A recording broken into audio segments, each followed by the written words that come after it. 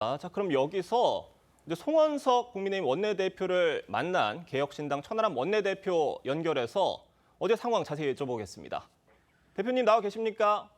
네, 안녕하세요. 개혁신당 천하람입니다. 네, 대표님 안녕하세요. 이른 시간 연결해 주셔서 감사드리고요.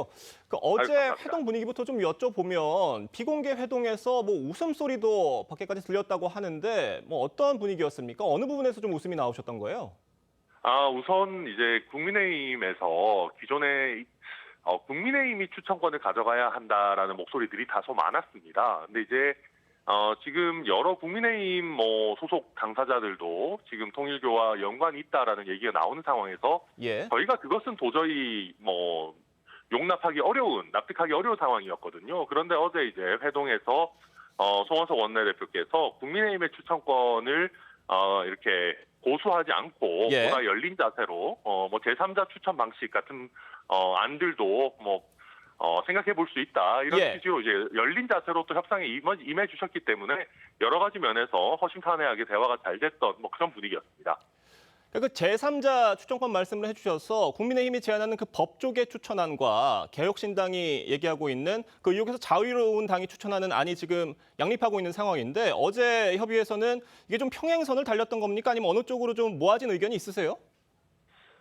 이제 그 절충하는 방법이나 여러 내용들이 조금 논의는 됐습니다만은 아직까지 확정이 되거나 그런 상황은 아니고요. 예. 조금 더 각자의 당내에서 조금 더 논의를 진행해 보자라는 걸로 일단은 얘기가 됐습니다. 다만 저희 개혁신당이 이제 추천하자라는 것은 원내 야당 중에 통일교와 문제에서 가장 자유로운 예. 또한 의혹도 없는 정당이다라는 면에서도 합리성이 있고 또 국민의 입장에서 아예 정당을 배제하고 그러면 민주당에서 정파성 논란을 최대한 없애기 위해서 제3자 추천으로 가자는 것도 또 나름의 일리가 있는 부분들이기 때문에 이 부분은 저희가 실무적으로 계속 논의하면서 좀 접점을 찾아볼 생각입니다. 수사 범위에 대한 논의는 어떻게 결론이 났습니까?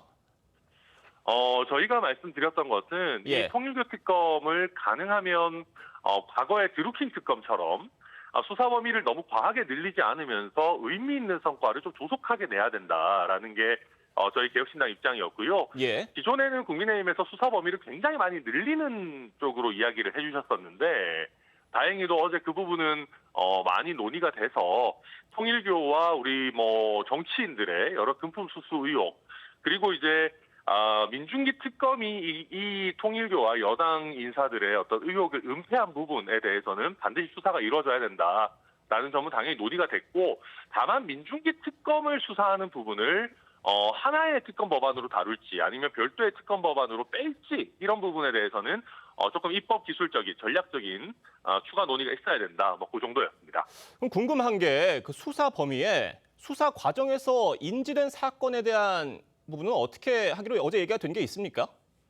그거는 기존 거의 대부분의 특검 법안에 따라서 수사 예. 과정에서 인지된 사건들은 당연히 수사할 수 있도록 해야 되고요. 제가 방금 예로 들어드린 가장 좁은 굉장히 깔끔한 수사 범위를 가지고 있었던 드루킹 특검 같은 경우에도 예. 인지된 사건에 대해서는 수사를 할 수 있게 해뒀습니다. 그리고 당시 이제 더불어민주당에서 드루킹 특검을 최대한 안 받으려고 했었지만 그 정도의 인지 사건까지 안 받을 수는 없었기 때문에 저는 이번에도 기존의 예에 따라서 민주당이 그 정도는 충분히 받아야 한다. 그렇게 생각합니다. 그러니까 받아야 한다라고 말씀을 해주셨는데 수사 과정에서 인지된 사건 이 조항이 들어가게 된다면 민주당에서 좀 반발할 가능성이 있어 보인다는 해석도 가능할 것 같고요. 민주당에서 그렇게 반발이 나온다면 앞으로 어떻게 하실 계획이십니까?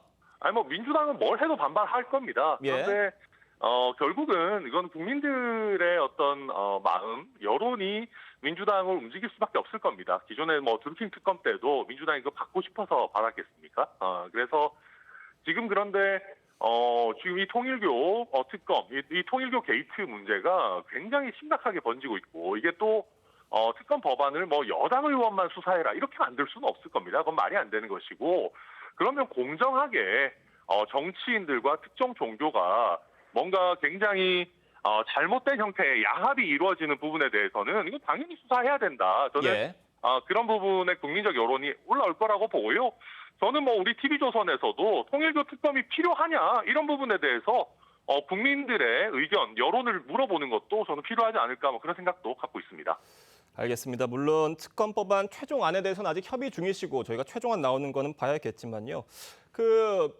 민주당에서 이 최종안에 대해서 반발을 할 경우에 뭐 이준석 대표께서는 단식이나 삭발까지 거론을 했는데 이런 방법도 정말 진지하게 지금 고려가 되고 있는 부분입니까? 무슨 수를 써서라도 예. 이 부분은 특검을 관철시켜야 한다라는 거는 뭐 당연한 이야기이고요.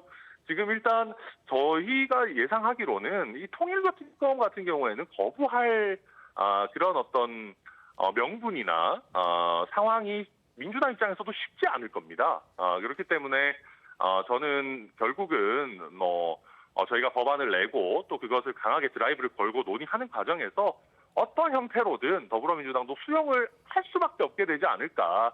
또 그것을 위해서 최선을 다하겠다 이렇게 말씀드립니다. 범여권으로 분류되는 다른 야당들과의 협상 가능성은 열려 있다고 보면 되겠습니까, 대표님? 네, 이것도 역시나 뭐 국민들의 여론의 문제겠습니다만은 지금 뭐 조국혁신당이나 진보당 같은 경우에도 나름대로 더불어민주당과 차별화를 하기 위한 노력들을 많이 하고 계신 것 같습니다. 조국 대표님은 또 지금 이재명 정권의 부동산 정책에 대해서도 또 여러 비판들을 내놓고 계시기 때문에 그런 점에서 이번 통일교 특검은 뭐 국민적인 명분이 있는 사안이니까 다른 범여권 성향의 다른 정당들과도 전 충분히 소통할 수 있다 이렇게 생각합니다. 알겠습니다, 대표님. 오늘 말씀 잘 들었습니다. 지금까지 천하람 개혁신당 원내대표와 함께 얘기 나눴습니다. 감사합니다. 네, 감사합니다.